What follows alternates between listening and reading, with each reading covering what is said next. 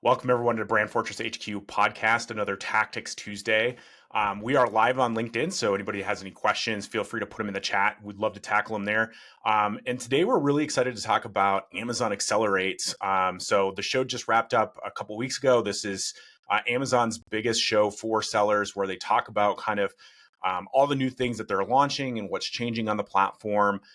Matt went to the show, so I'm going to pass it over to Matt and tell us about some of the things at Accelerate that really perk your ears up and you think that listeners need to be aware of. So first off, to preface all of this, most Amazon conferences I have been to as a service provider, whether it be like behind a booth or going there just as kind of a suitcase brand, trying to just drum up business, talking to sellers and other service providers. Amazon Accelerate is the only conference that I've gone to, and this is the second time that I've gone to as an actual seller, which I identify more as a seller than I do a service provider anyways. But there was about three major themes at this conference, but what I will say that is very specific to Amazon Accelerate, and I heard several stories that corroborated this both this year and last year, that really the biggest benefit, in my opinion, of Amazon Accelerate, in addition to all of the updates that Amazon tells you about and then the networking, is being able to sit face to face with a seller support specialist. Basically, I think they call them subject matter experts. I not only are they English speaking, not only do they know what the heck is going on with the Amazon platform, but they have their laptop and they can actually fix things for you. And I've heard stories of brands that had been dealing with problems for 6 to 8 months. And it took a 5-minute conversation with one of these subject matter experts that resolved their issue within a span of a couple of minutes. I talked to a brand owner that flew to Seattle from the UK. His account, he was a 8-figure seller, and his account was shut down. And it had probably 3 months earlier than that. 3 months before the show, his account was shut down. He wasn't doing anything wrong. And he couldn't get anybody to help him. So he flew to Seattle. He went to Amazon's headquarters first and just tried knocking on doors, and that didn't get him anywhere. Then he decided to go over to the Accelerate conference. And after talking to a couple of people in booths that weren't helpful, he actually accidentally ran into some sort of account health support table or booth. And within just a couple of minutes, his account was turned back on. And like I said, I heard dozens and dozens of stories of similar. Now, it's great that we have a conference that we can go to where that can happen. But for me, it's a little frustrating to know that Amazon has proven that they have employees there that actually know what the platform does and how to fix issues and have the power to fix issues. But you have to go to Seattle once a year to actually get things done. So that's the first off and foremost that are very specific about the Accelerate conference. I would say before you go move on, I would say I can absolutely corroborate that, not from my own experience because I haven't been to Accelerate, but I do also know a number of sellers that have indicated exactly the same thing, that they went to the Accelerate conference specifically because they had heard that this was true, and they also got issues resolved that they had been working on for many, many months and couldn't get resolved. And within, minutes, they had those issues taken care of. And I would reiterate just what you said, that whole idea that it is possible to get these issues resolved if you can just speak with somebody who actually has half a brain and knows how the system operates and can get to the thing that needs to be adjusted. The fact that exists, but that there is no other feasible way to get to that person other than going to Amazon Accelerate is absolutely ridiculous. But it is what it is. Agreed. Agreed. Yeah, but well, in fact, I mean, that is one of the most popular. So they have a whole section of the conference, or at least, when I've gone in the past, where, I mean, essentially they have an entire ballroom set aside with Amazon support agents there that, like Matt said, are, have a lot of admin privileges to do pretty much whatever they need to do, and are, directly from Amazon headquarters, not a call center, in India or wherever else. And that's one of the most popular events at the conference, is sellers being able, because I mean, Matt, you gave a perfect example of, probably the most extreme scenario where somebody's account is shut down. But I feel like everybody who goes there, the vast majority of people who go there as a seller usually have at least one sort of nagging account issue on some sort of hero product that they just can't get fixed. And it's crazy how, they'll set up an appointment in 10 minutes. That listing is magically fixed by going to the conference. Yeah. And so just so you know, they expanded. It's not just a ballroom anymore. It's the entire top floor. The entire top floor is dedicated to the Seller Cafe. Yeah, I think that speaks to one, it's very interesting to know that they expanded that, how big of a problem that is. And two, again, know the game that you're playing. There are still advantages to being on Amazon and all those types of things. And, but also understand that Amazon knows they have more sellers than they could ever want coming in the door. And so they have very little interest and are investing very little in keeping sellers happy. They care way more about keeping their customers and shareholders happy. So whenever you think about, hey, this is unfair to sellers, just know that's a part of the game, and that's not going to change until there is other competition, significant competition for seller dollars. Oh yeah, it is absolutely the game that you're playing, and if you don't know that going into it, you're going to be really disappointed when things hit the fan. But it's a massive opportunity. Yeah, I was gonna say, don't shy away from Amazon. That game. Like, obviously pay attention to it, but recognize that probably on balance, the level of opportunity is matched by the level of headache that you're going to find, on the platform. So, yep. All right. Well, I actually have something to say in terms of updates with what you just said, John, about Amazon not investing in helping sellers. And you'll be surprised to hear what I have to say. So like I said, three main themes that were pretty much were what Accelerate was about in terms of announcements from Amazon. John, if you remember from last year, really one of the bigger themes of last year was their supply chain and logistics. Like, it almost seemed like they were trying to negate the need for 3PLs and freight forwarders and things like that because of them opening up their very, very strong supply chain to sellers. And that theme, it followed through to this year, as a matter of fact. Like the keynote, pretty much the entire keynote of the very beginning opening session was all about supply chain, was all about AWD and AGL and all of the things that they're offering, and some new tools and some new services that they're offering. So I would say that's probably the biggest, one of the bigger themes of the show. They introduced what they call for a second before you go on. For the listeners that may not be aware, AWD, Amazon Warehousing and Distribution, essentially what it is it feeds into your FBA. So it's a way to have inventory where you're not paying nearly as much for Amazon FBA fees. And it's also, and I think we've talked about it here on the podcast before, a way to avoid those over inventory or under inventory fees that Amazon has started charging. And then AGL is Amazon Global Logistics. And like you said, Matt, that's kind of their attempt at cutting out a lot of these logistics companies and that type of stuff that sellers have been working with for a long time to get their inventory into Amazon and into 3PLs.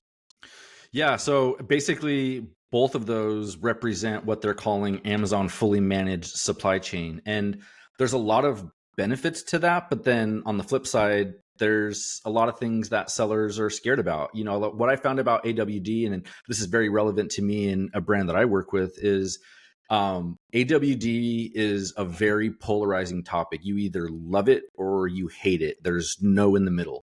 And again, that was really something that Amazon was pushing. And obviously from their standpoint, we're talking about all of the benefits of it.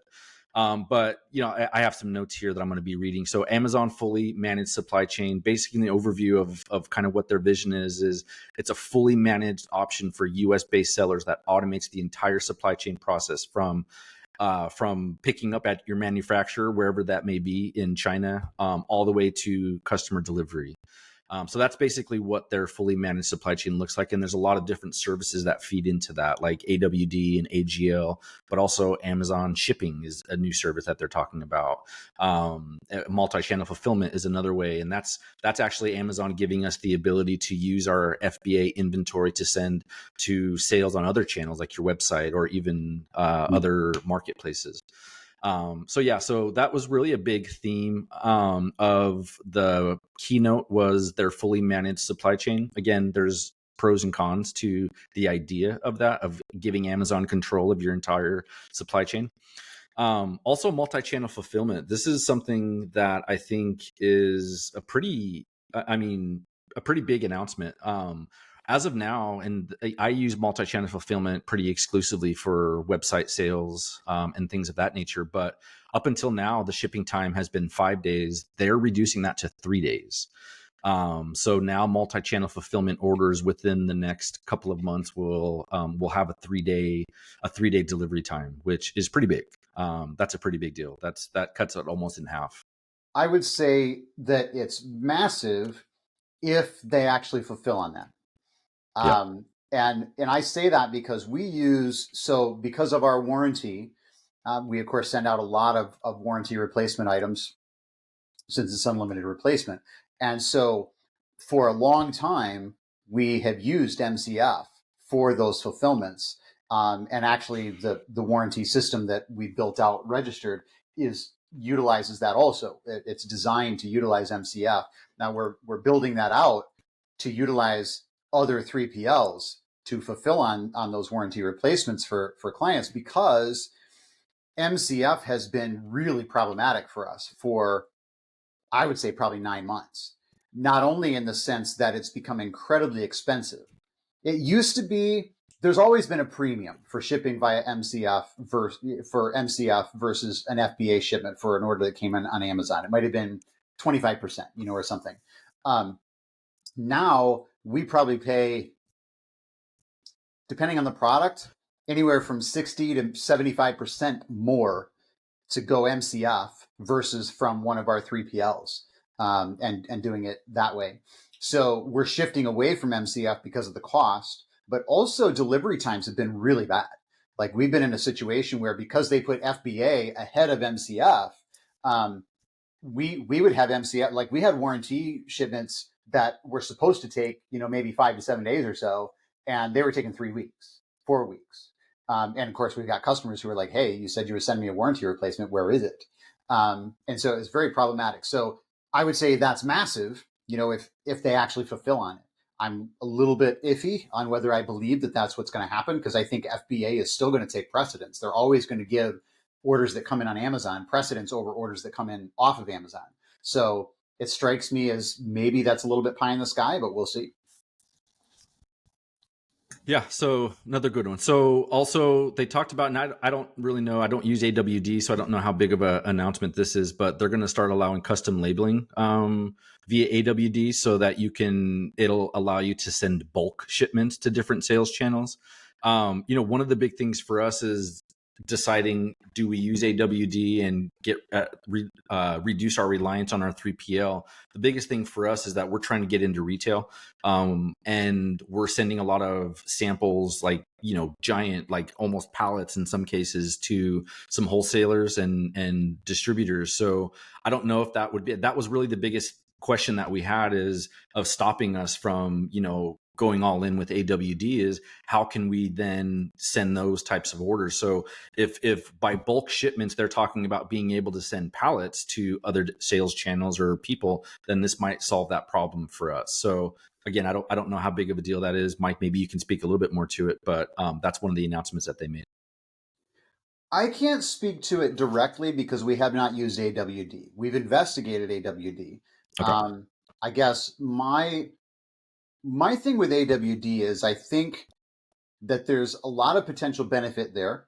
I don't think it's a bad idea for it to be a part of your logistics solution. And I say that because, if, as John mentioned, if you have product in AWD, then the one thing that cannot happen, as long as there's inventory at AWD, is you cannot technically stock out on a product.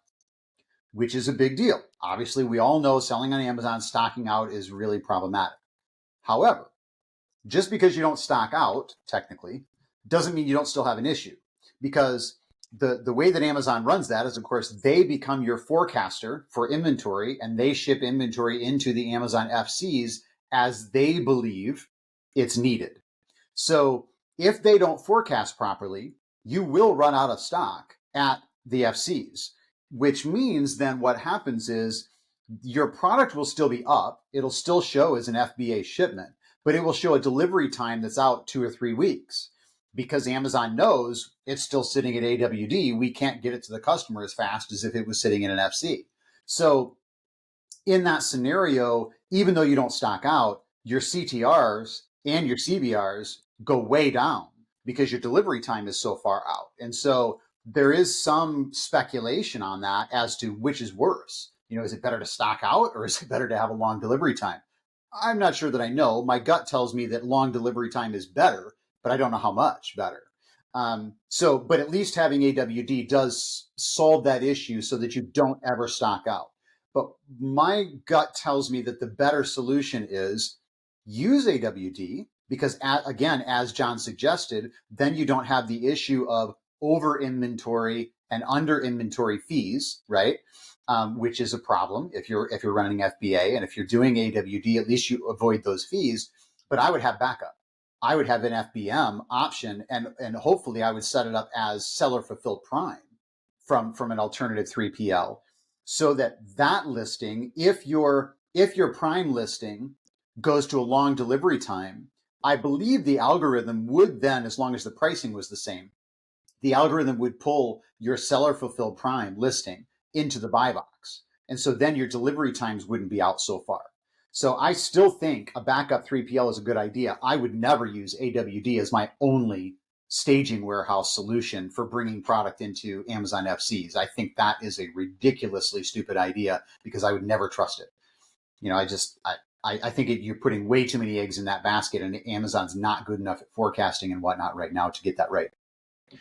Yeah, we've had a couple of clients that have used AWD, and quite frankly, it has worked fairly well with them. But I think that to your point, Mike, we've definitely seen those issues where if sales velocity changes drastically, for whatever reason, say they got featured in, some big publication or whatever, and now all of a sudden instead of selling 10 a day, they're selling 50 a day. Like AWD and the algorithm really has a hard time adjusting for those types of things. And so, and you don't, correct me if I'm wrong, but you would have more experience since we haven't used AWD. You can't issue a manual inbound shipment from AWD. You can't initiate that yourself. You have to let AWD make that decision, right? Their algorithm is the only thing. That's actually one of the things. Now, obviously this is Amazon talking, but they talked about improvements to that algorithm where it actually is supposedly better than you do with your own inventory. But again, obviously that's Amazon talking. Well, I think if we look at realistic solutions, and this kind of comes back full circle to some of the other conversations we've had, because I think, there's a couple of important kind of first principles to keep in mind there. One is you have to have a product in stock in order to sell. So that's the first thing. So you don't want to, running out of stock versus, having 2 to 3 week shipping times is like choosing between getting punched in the face and getting punched in the gut. Like both of them are terrible options. Right.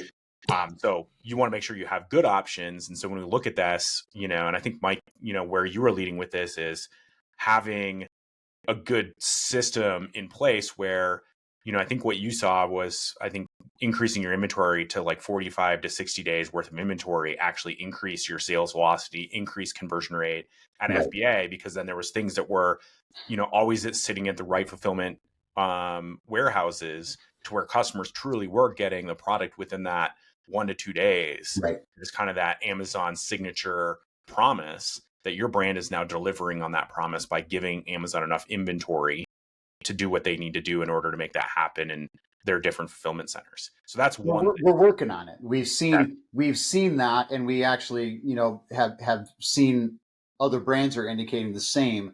Right now, we're trying to make sure that we get all the pieces put together properly so that we'll always be in that position, so that we Yep. don't have those issues. So to be clear, we haven't perfected that yet, but that's what we're working Not perfect for. yet, but you're working on it. But the other thing to think about too is that, and if I remember right, Mike, the reason you're not in AWD is because you have an oversized product. Is that right? Yeah. Yeah. So for folks that have a standard size product, what I would think about is, okay, so 45 to 60 days in FBA, maybe then what you do is 45 to 60 days in AWD, and then, strategize your inventory, any inventory beyond that at a 3PL, or, even I think what doesn't get covered enough, and I know you've mentioned it, and I feel like, they probably owe you a t-shirt or a hat or something at this point. But SKU something like drop. SKU drop, Yeah. in order, as that kind of third option, and using, kind of a systematic approach rather than, oh, we're just going to put everything in FBA, or we're going to put it all into AWD and let Amazon manage all of it, but rather have kind of, stage velocities for the number of days worth of inventory you're going to have in each. So you get the best of all worlds of having control over your inventory, while at the same time, let's be honest, giving Amazon what it wants. So that way you're getting the best conversion rate, which means you're getting the most visibility, which means you're getting the most sales. Well, and if we're being real, I mean, let's face it. If you're a brand that's essentially a one-man operation, right? Maybe you're doing mid-6, mid-7 figure or something, and for whatever reason, your brand is just a relatively easy brand to manage, and you're one person, two people, whatever. Adding complexity to your logistic structure is hard, right? It requires a lot of thought, and it requires a lot of maintenance. And you can't always automate it completely. So if you don't have additional members on your team to manage that, then I understand the desire to just, hey, we're just going to throw it all into AWD and keep it simple, and that way I don't have to manage it. Amazon will forecast it, whatever. It's easy, but it's not the best solution. So definitely think through that scenario and decide, how risky is that? And could you actually bring on somebody else, to maybe manage that logistic side of things so that you have that additional brain power to have, okay, we've got this 3PL, we've got AWD, maybe we've got SKU drop in the mix, and we kind of tie all that stuff together. It's not easy to do, but once you figure it out, you've got the processes in place and you have the person to manage it. I think it's a much better solution than just throwing it all in, one basket and hoping for the best. Well, and I would push back on that a little bit, in the sense of, I don't think it needs to be super complicated either, though. I mean, I forget the name of the software that he's been working on, but I know, Travis Ziegler has been working on a software, or, is in this inventory software space, with a solution that's, trying to solve that problem. And there's other software solutions out there. And I know, personally, um, I feel like we get software death, so I'm a little cautious as to signing up for another software. So I've done this on spreadsheets before, but sometimes it's as simple as, hey, we're just going to put for, our most important products that we know move. Maybe it's top 10, top 20, whatever. What our sales for the week are, into a spreadsheet, and then we're going to extrapolate that out 2 months to say, what does that inventory look like? And do we have enough, or do we not have enough and we need to order more? So I get the pushback, and I don't think you're entirely wrong. The place where I think it gets iffy is if you are an Amazon brand, yep, but you're really just an Amazon seller, then that is not that difficult, because you're not necessarily doing all of the other things that a business, a true brand, should be doing off platform, strategizing, figuring, like all of these other pieces of managing a brand that are important and that are going to move you forward and move you beyond being just an Amazon seller, right? Those require brain power, and they require man hours, and they require, thinking through these things and putting everything together properly. And so I would just say, if you are just selling product on Amazon, you could probably get away with that. And, I don't argue that point. But I would say, just from my own experience, as a brand that's trying to build something bigger than that, there is no way on God's green earth that two people could manage our brand and do that, and actually get it right and get the inventory right and all of the logistics of putting the pieces together. That's not happening. Like, I mean, we have a team of essentially 8 people, that are managing our brand, and we're not a massive brand, but we have strategies that we're trying to employ off Amazon, and they require manpower. So I guess that would be the other side of that coin. Okay. While this conversation is super interesting, we're talking about the least exciting of all of the updates. So we're gonna move on. Okay. All right. I don't mean to interrupt you guys, but I do mean to interrupt you guys. One last thing on supply chain. You guys are not allowed to go deep into this, although it is a cool. We've heard about it before, but MK30 drone deliveries. Amazon expects to do 500 million drone deliveries by the end of this decade. 500 million drone deliveries by the end, and it's 2024 right now. And so they're testing it. They're getting ready to test it in Arizona and, of all places, Italy. So really cool. And they are talking about like 1 hour delivery times. So wow.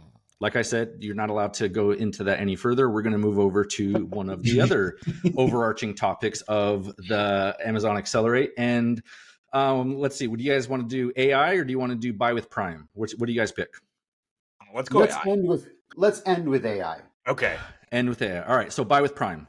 Some really cool things happening with buy with Prime. And actually, I think that there's some maybe that you can start maybe looking into the future a little bit with some of the things that they're allowing with buy with Prime. The first one, they're going to allow, it's going to be a buy with Prime and PayPal integration.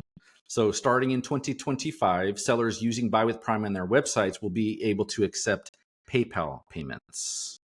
Okay. So that offers a lot of flexibility. But then also Prime members can link their PayPal and Amazon accounts so that they'll automatically receive Prime shipping benefits when checking out with PayPal on supported platforms like Shopify. So that's a big one. I don't know if that affects any of us here, but the bigger one is a partnership with TikTok, of all people, of all companies. And this is where I was talking about potentially being able to see into the future, because a year ago, a partnership with Amazon and TikTok was unheard of, and nobody thought that something like that would ever happen. However, very, very soon, they're going to allow buy with Prime on TikTok ads. So sellers that are running TikTok ads will be able to display Prime badges and shipping times to help drive conversions directly from their ad to their Amazon inventory. Which that to me, okay, so that is the one piece of information that you've given that suggests to me that this 3-day MCF option might be real. Mm-hmm. Because that's the only way that scenario actually makes any sense at all, because that's all going to be MCF. Yep. That's not true FBA. So if that's MCF and they're going to show delivery times, they have to be able to meet that. So that suggests to me that maybe that's a realistic thing. Yeah. So what I'm wondering, and this is what I was thinking when I was listening to this, is again, a year ago, if someone were to have told you that Amazon and TikTok would be partnering up, most of us would have laughed in that person's face. But so there's this thing going on with the US government that says TikTok will be banned by the end of this year if they're not purchased by a US entity. Name the US entities that can afford TikTok. Let's start with Meta.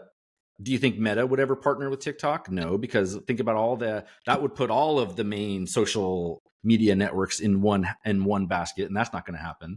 Who are the other ones? Apple. I don't think that is going to happen. Apple is going to buy TikTok. I mean, maybe, but like, who else? Who else can afford besides Amazon to even entertain that conversation? Nvidia. Why would Nvidia do something like that?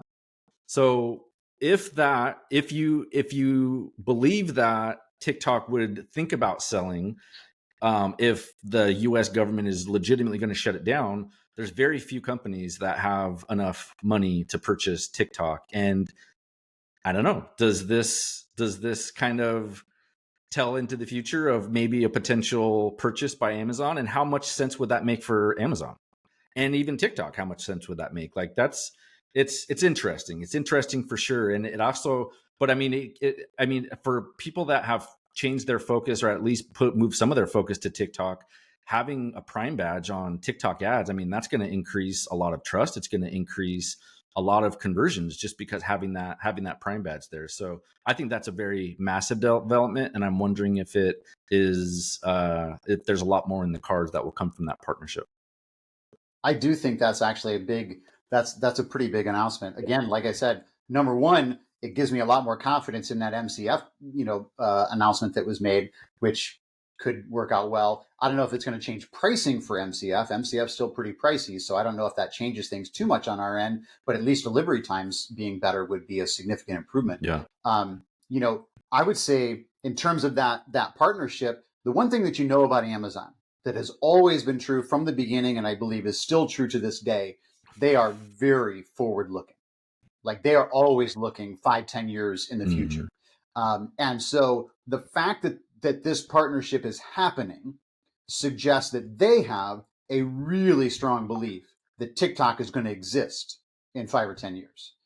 And that means either A, they know the government's not actually going to shut them down, or B, they already know somebody's buying TikTok, which means it's either them or it's somebody else. And my thought is, I don't know of any other player in the space that has the money to buy TikTok that would partner with Amazon in that way.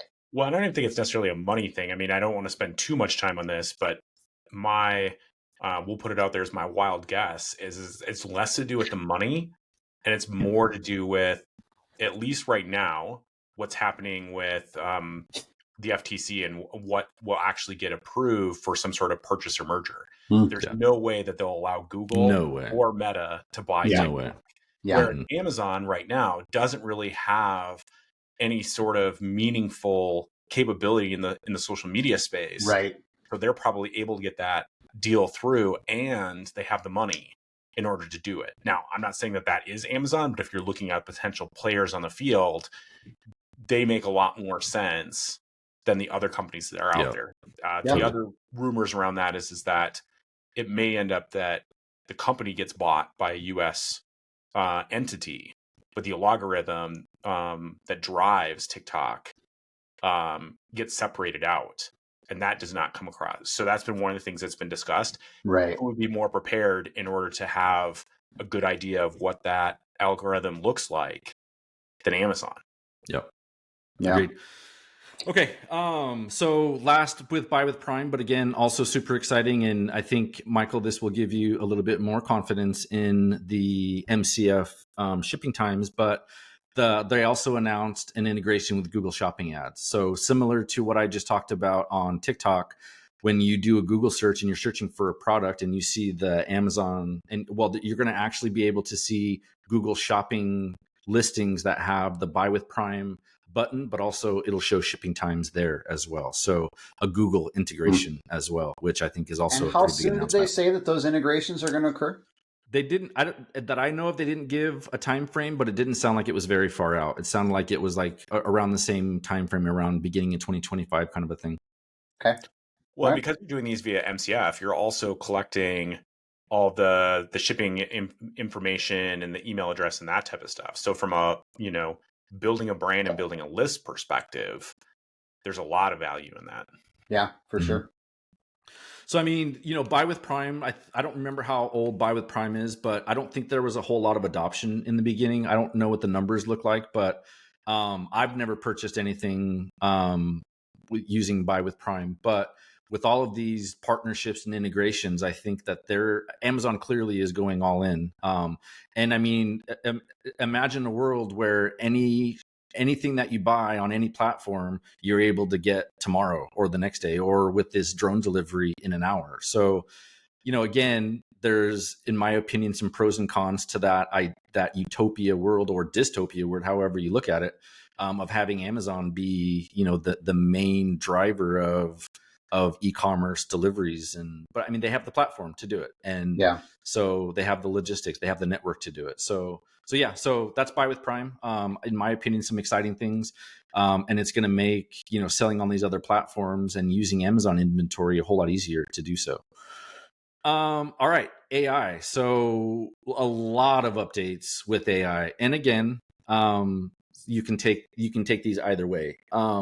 We talked about Amazon Accelerate. One of the benefits of going there is Seller Cafe.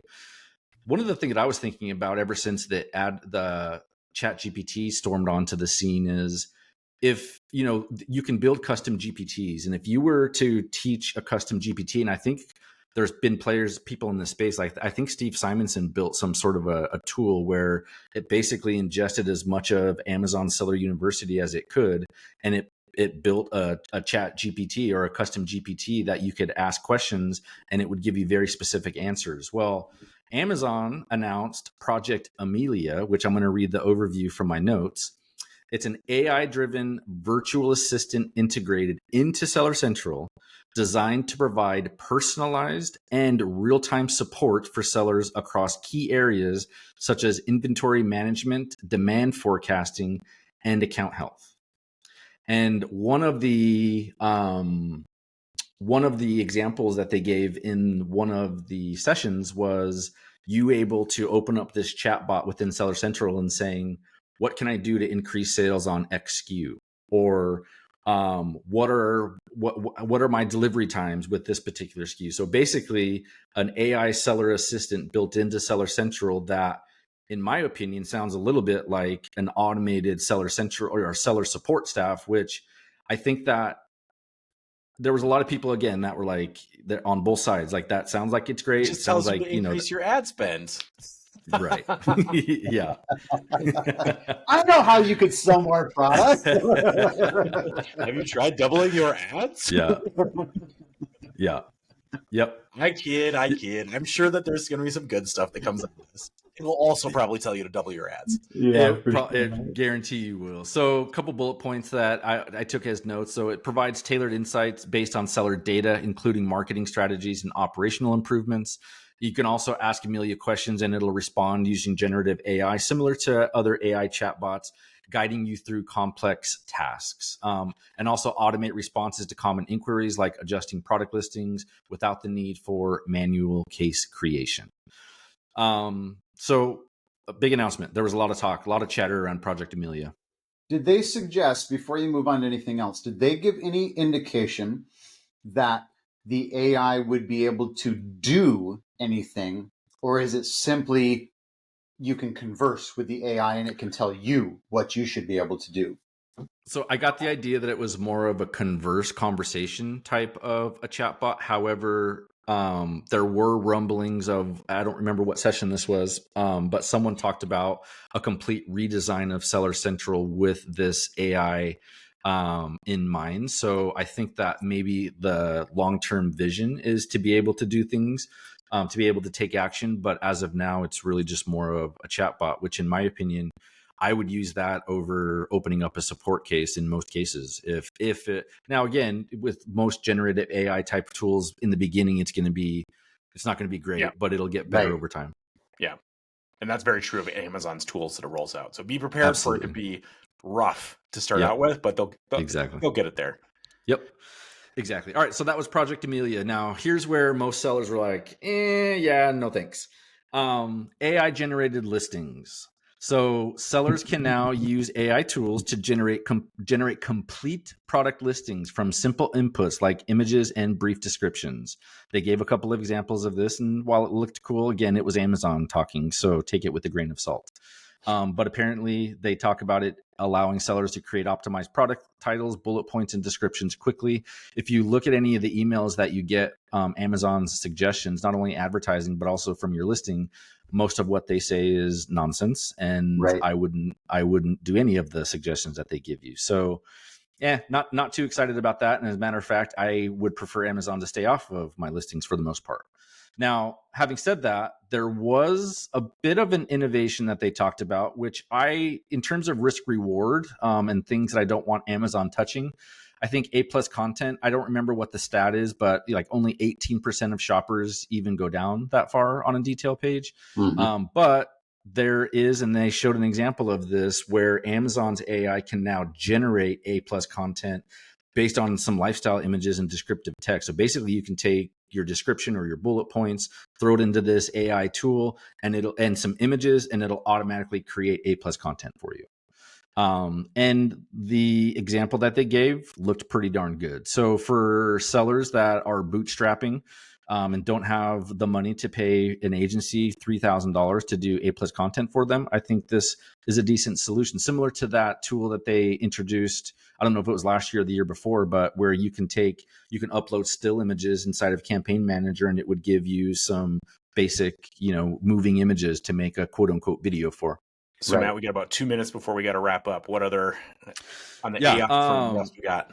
Yeah, so I mean those are really the biggest ones, but also AI personalized product recommendations and titles. This is where most people were like, absolutely not. But it's actually interesting where it's almost like where what they said that they were going to do is they're not going to change or add any content, but they're going to adjust titles based on what a consumer types into the search results. So if someone's looking for a rubber handled garlic press, and you have rubber handled and garlic press like in disparate places on your listing, it will move those words to the front of the title based on what the customer was searching. So it's kind of dynamic in that it's going to rearrange some of the keywords on your title and change it to exactly what the customer typed into the search bar. So did they indicate, are they rewriting the whole title, or are they just shifting your title back and adding that to the beginning? They are rewriting it for that particular search result. So it's not a permanent change that they're making. It's based contextually on what they typed into the search bar. They're going to move things as long as you have it all in the title. Now, again, there's a lot of chatter out there talking about Rufus and Cosmo and all of these things about, speaking more to the consumer as opposed to keyword stuffing. I think that's an argument for this. And I think that's kind of an offshoot of that, where it's going to contextually change the order of keywords in your title based on what consumers are looking for. All right. Well, guys, I think that's unfortunately at this point we got to wrap, but I think that was a great rapid fire on Amazon Accelerate. And I would just encourage listeners out there to think about this as a buffet. There are a lot of important announcements that come out at Amazon Accelerate. I know, we're obviously more excited about some versus others, but pick out, the couple of announcements in there that really excite you and dive into those, because there is definitely some absolute gold in some of those announcements that they make, and being a first mover can be a real advantage in these types of events. So, don't get discouraged if there's a couple of things that you heard in there that make you cringe. As you probably heard in this conversation, we're in that same boat. But I think that there's also value in finding those couple of things or announcements that Amazon made where you say, hey, that really applies to my brand, and we can really leverage that maybe to move our brand forward. For sure.